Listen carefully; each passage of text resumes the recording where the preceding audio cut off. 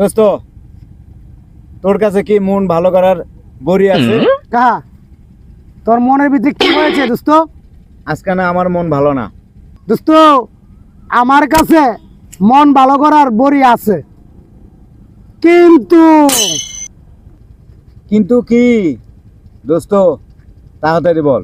দোস্ত, আমার কাছে বড়ি আছে কিন্তু মুখে খাওয়া যায় না, ওই কানে শোনা যায়।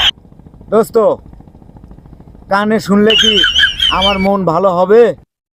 দোস্ত, এই কথা শোনার পরে তোর মন ভালো হয় কই না তা আমি জানি না, কিন্তু এই কথা শোনার পরে গ্রামের লোকের লাভও হবে, উপকারও হবে।